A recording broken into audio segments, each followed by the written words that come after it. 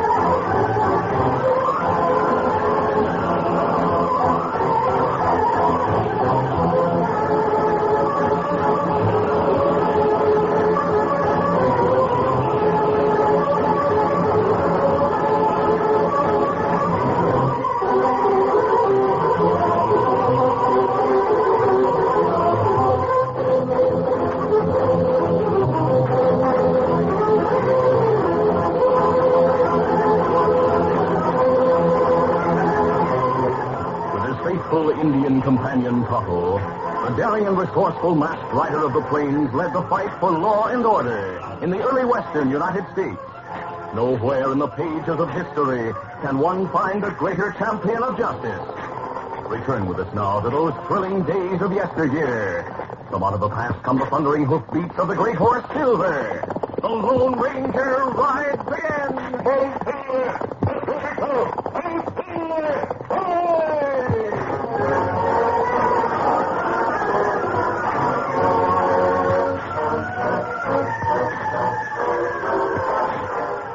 The Lone Ranger and his Indian companion Tonto had pitched a temporary camp in the hills near Eagle Pass.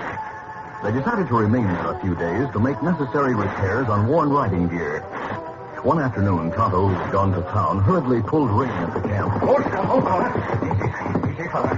It's gone longer than I expected, Tonto. I may see Indian smoke signals from hills. Them hunt for you. Did you go find out what was wanted? Me go meet Indians. Them say Padre want Lone Ranger come to mission. I see. It must be important. We'll break camp and set out for the mission right away.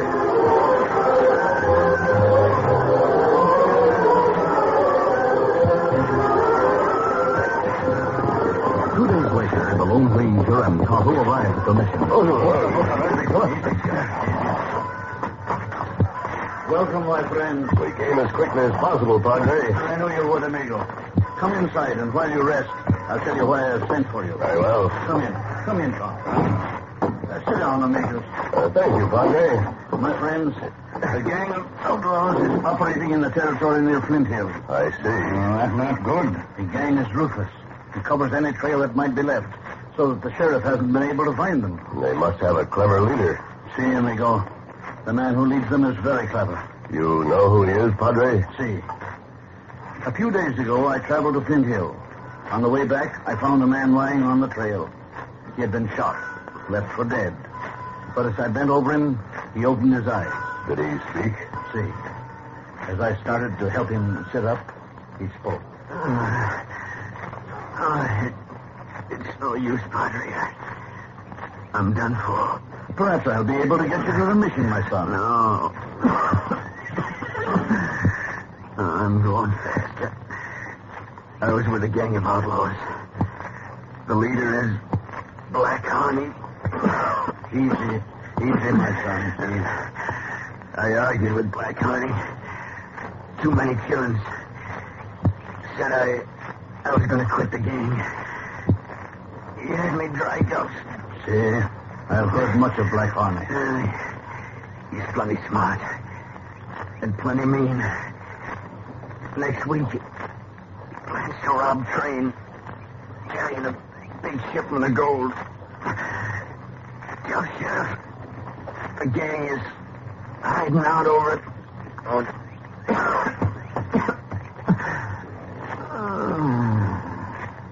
May you rest in peace, my son. I must send for my masked friend, tell him about this Black Harney and his plan. The notorious Black Harney is leader of the outlaw gang you mentioned. See, amigo. Black Harney and his men are a menace to the west. That right? Too bad the dying outlaw didn't have time to tell you where the gang is hiding. I know. I took his body to Flint Hill and reported the matter to the sheriff. The posse has been hunting the outlaws, but without success ever since. He spoke of a plan to rob a train carrying gold. See, amigo. I learned from the sheriff that such a shipment will be on a train leaving Flint Hill tomorrow at noon. He plans to put deputies on that train. I see. If Black Harney doesn't get wind of it, the gang might run into trouble. That's right. I knew you had hunted Black Harney in the Pecos territory, so when I found out he was down this way, I asked our Indian friends to send you a message. I'm glad you did, Padre. We'll set out in the morning and investigate the railroad right-of-way for several miles out of Flint Hill. Maybe we find place where gang plan to stop train. That's what I'm hoping, Tonto. We wait here until morning, Kimasabi? Well, we'll ride at the edge of town this afternoon. You may get some news there. Then we'll come back here for the night if the Padre is willing. But of course, amigo, you're both most welcome to stay as long as you like. Thank you, Padre. We'll start for town now, Tonto. I shall expect you for supper, my friends. We won't be gone long. Adios.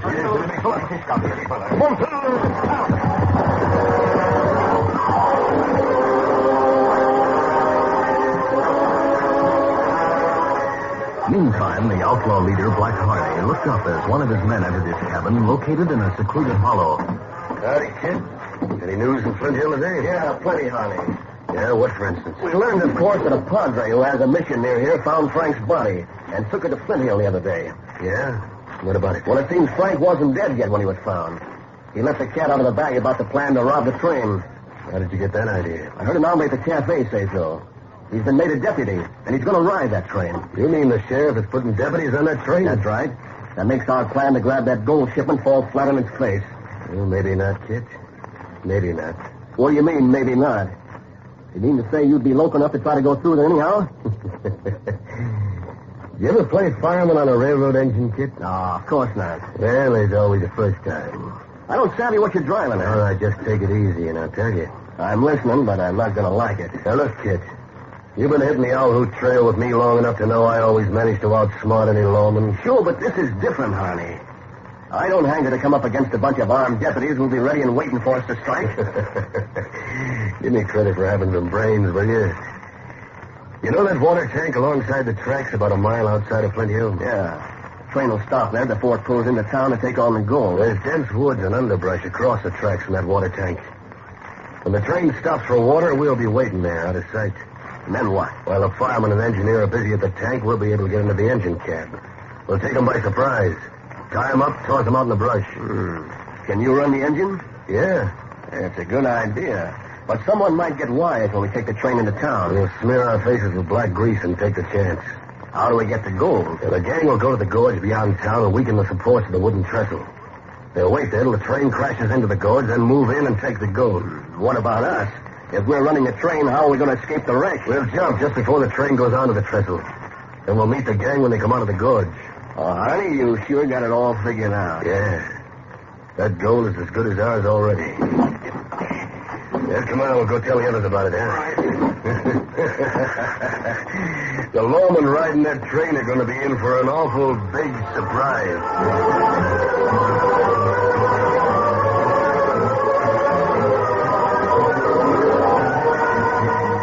The Lone Ranger and Tonto had ridden to the edge of town. The masked man waited in a secluded grove while Tonto went into Flint Hill in search of news. About an hour later, Tonto returned. Here, see anything that might be important, Tonto? Me hear fella in cafe say he made special deputy. Him say him help and plan to catch outlaw gang tomorrow. I was afraid the news would leak out. Black Harney is sure to hear about the sheriff's plan. That's right. Maybe outlaws not try to rob train now. I wouldn't be so sure. Knowing Black Harney's reputation, I wouldn't be surprised if he tried to outwit the sheriff's men and went after the gold anyway. It'd be taking plenty big chance, Kimasabi. Harney is known for taking chances, Tonto. We'll go out in the morning as we planned and check the right-of-way beyond Flint Hill. Here's Silver. Get back to the mission, Tonto. Easy, steady. Come on,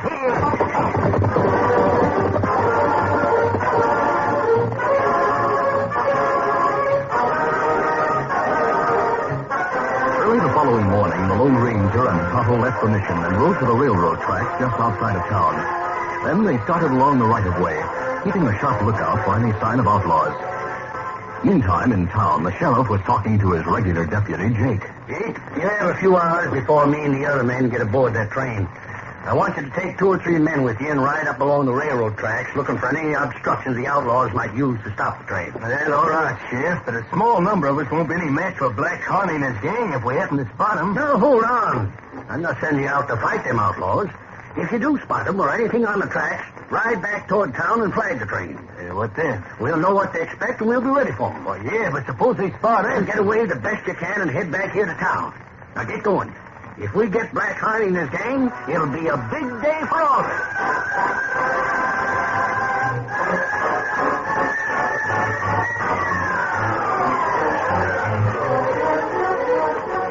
The Lone Ranger and Tonto investigated the tracks for several miles, going as far as the trestle, but seeing nothing suspicious. They reined to a halt. Come several miles, Tonto. There's no sign of outlaws. Maybe that we started out too early. The gang may have picked out a place to stage the robbery somewhere between here and town after we passed by. What we do now, Kimasabi? We'll turn and go back. Well, maybe them decide not to hold up train because of guards riding in cars. Could be. But until that train is safely on its way, we can't be sure Black Harney did change his mind. Let's turn back now. Move, Silver.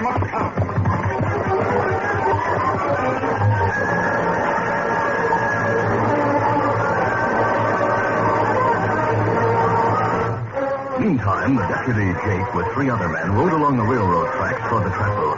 As they rode along a trail that followed the rim of a canyon through which the railroad went, they could look ahead for some distance. Suddenly, Jake pulled rein. What are we stopping for, Jake? From up here, we can look far ahead along the trail. I wonder if you see what I do.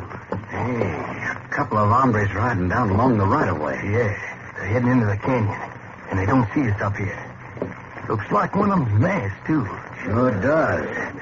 By golly, maybe that's Black Harney himself. Yeah, since there's just 2 of them, we'll ride back till we get to the end of the canyon. We'll get the drop on them there from behind some boulders. Now, let's get moving quick. Yes. Come on.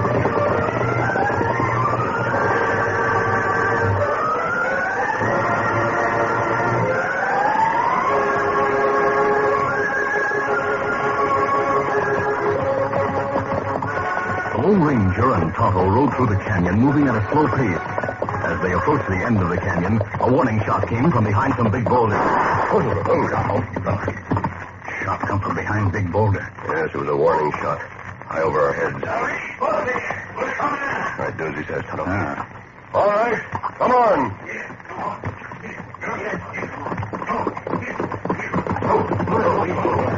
Hey, Jake. Bet that masked hombre is Black Harney himself. Yeah, keep them both covered, man. We'll soon find out if it's Harney. Before we take him back to town with us, I'll go take off that mask of his. And then we'll know for sure.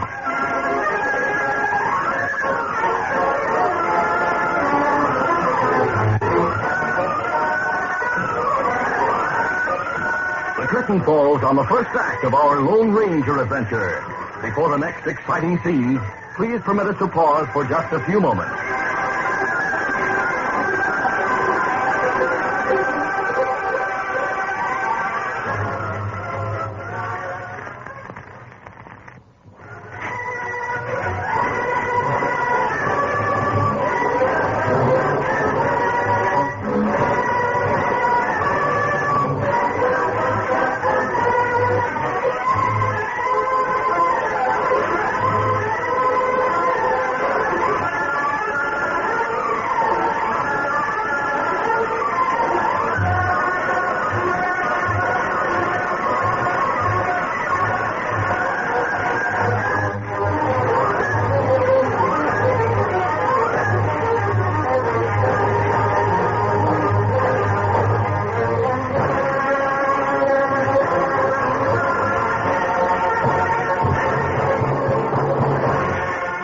To continue. As the deputy Jake spoke about removing the mask, the Lone Ranger waited tensely. The four men sat in their saddles a few feet in front of the Lone Ranger and Tonto, and they were in a close group. A knowing glance passed between the masked man and his Indian friend, a glance that told Tonto to be ready for a fast move. The great horse Silver, too, tense, as a certain signal with a knee warned the intelligent stallion that he was to stand ready. Then, as Jake started forward, the Lone Ranger shouted, "No, Silver! Up, Instantly, the two horses plunged forward, rearing and pawing viciously. Silver's flying forefeet struck Jake, sending him flying from the saddle. And Scout's front hoof struck the gun arm of one of the men. Their own horses plunged about, squealing and bucking. Before the startled men could regain their senses, the Lone Ranger and Tonto started away. Get away! Johnny moves so quick we couldn't do anything. Oh, let's pick up the trail and follow him. Get up there!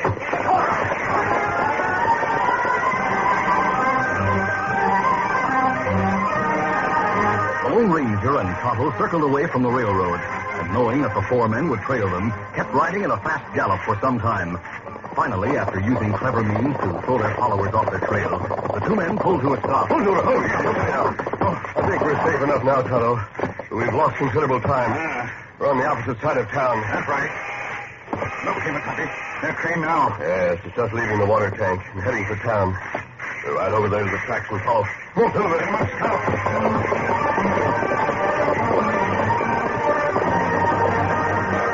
The railroad tracks were only a short distance from where the masked man and Tonto had stopped. Reaching the tracks, they could see the tank up ahead and started riding along the right-of-way. Only a mile to town from that tank.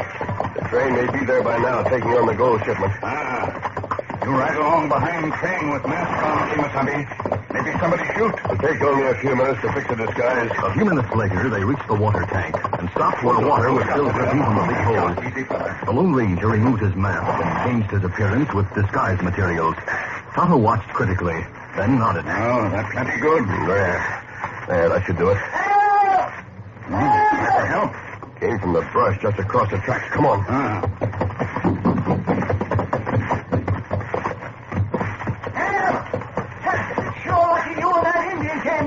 Help you untie them, Tom. Leave those feet there. Wait, this knot. Who did this? Who are you? There. It was Black Harney and another outlaw. I came to after they hit me on the head, and I heard them talk. Yes, and I did, too. I'm the engineer from the train, he's the fireman. They took us by surprise and socked us, then tied us up. Harney and the other outlaw took your places? Yeah, that's right, mister. I heard them talking over a plan to wreck the train. Harney's gang is waiting in the gorge on the other side of town. Yeah, they weakened the trestle's support.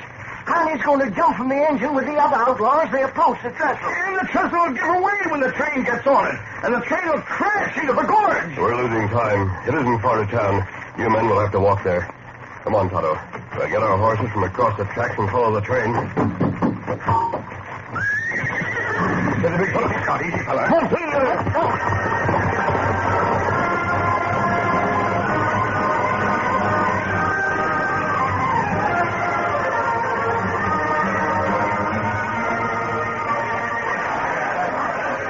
Station in town, Harney and Kit sat on the small seats in the engine cab and looked back toward the platform where the express was being loaded. They had streaked their faces with black grease, and no one had questioned their identity. Harney spoke.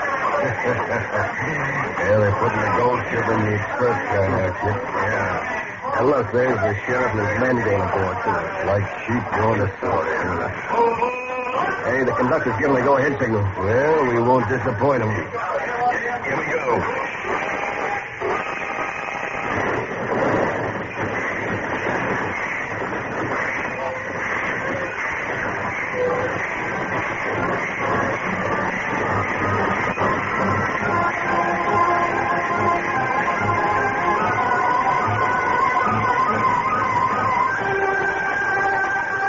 Meantime, in the gorge, the rest of Black Harney's gang was busy weakening the heavy understructure of the wooden trestle.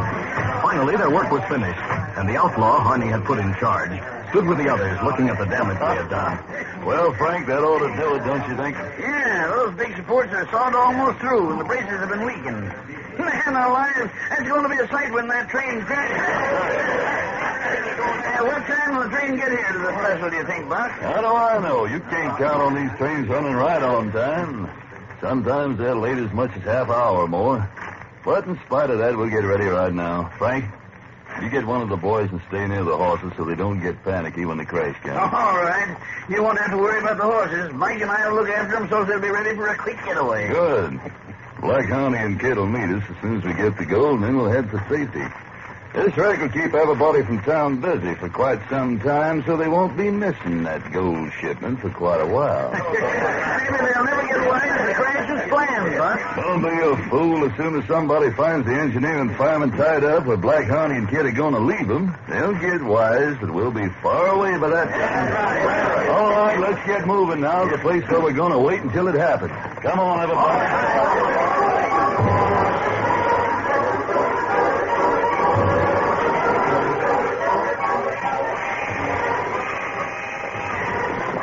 The train was gaining momentum after leaving town as the Lone Ranger and Tonto, who had circled to avoid the crowd at the station, swerved back to the right-of-way and raced alongside of the tracks after the speeding train. We have to make it, Tonto. Come on, quickly, The great-hearted Silver, followed by the faithful Scout, responded to the urging of their masters and increased their speed, gradually closing the gap between the rear of the train and themselves.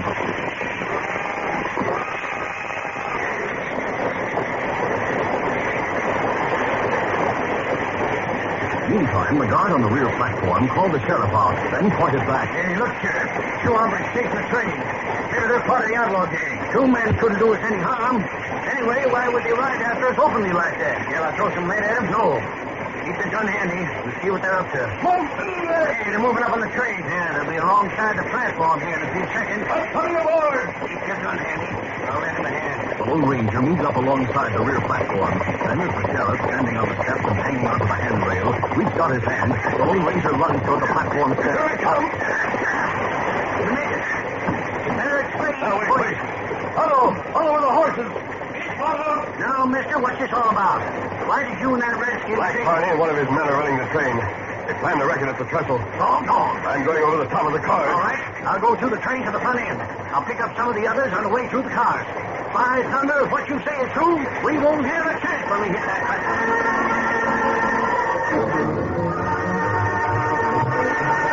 The Lone Ranger climbed to the top of the swaying cars and started along the narrow car roof. He noticed the speed of the train was decreasing, and he knew the trestle was less than a mile ahead. From the report given by the engineer and fireman, when he and Tonto had found them near the water tank, the Lone Ranger knew the outlaws in the engine planned to jump before reaching the weakened trestle. Slowing down so they'll be able to jump. I better hurry. Finally, after making his way over the car top, the Lone Ranger approached the tender, where the wood for the engine was stacked. He could see both Harney and Kip sitting on the cab seats and leaning on the cab windows. He wanted to get closer to avoid the danger of a quick move by either of the outlaws. Moving cautiously, he started over the logs toward the engine when the logs began to roll. Hey, look. Now they come over the tender. That takes care of you. When the Lone Ranger wounded Kip, Black Harney flung himself from the seat to the floor of the cab, turning with his gun in his hand. Once again, the masked man's gun barked. Now I'll stop this train.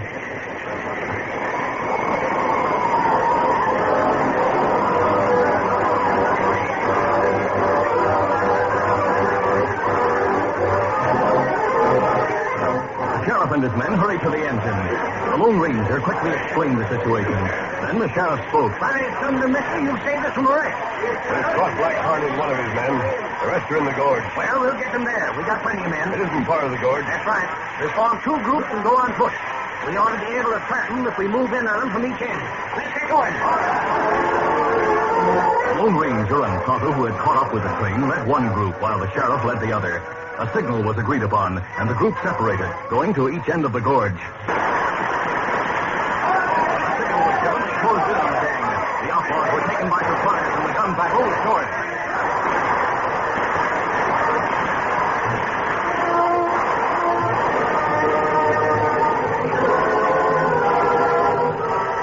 Finally, it was over. The Lone Ranger and Tonto rode back to the train. Then Tonto started for town with Silver and Scout, while the Lone Ranger moved the train slowly to the edge of the trestle. Black Harney and his men were put aboard under guard. Then the Lone Ranger backed the train to the town of Flint Hill.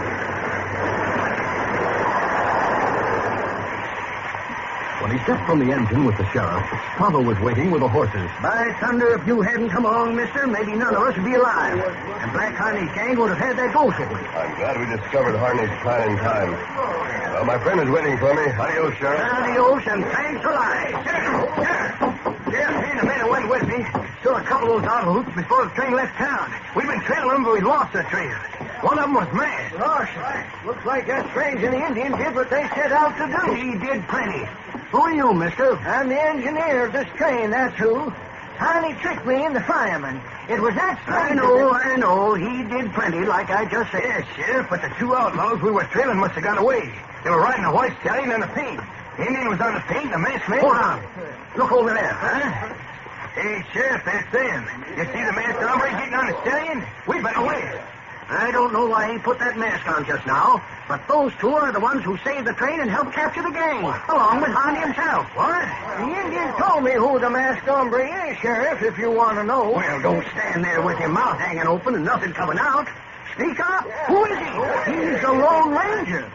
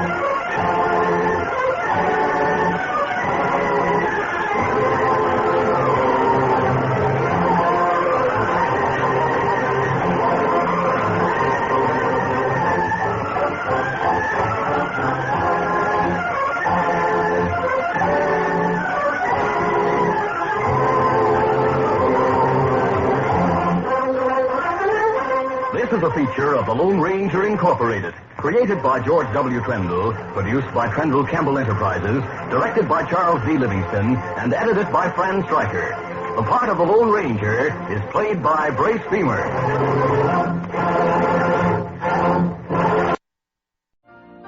You've been listening to the OTR Gold Network. Find more classic radio at otrgold.com.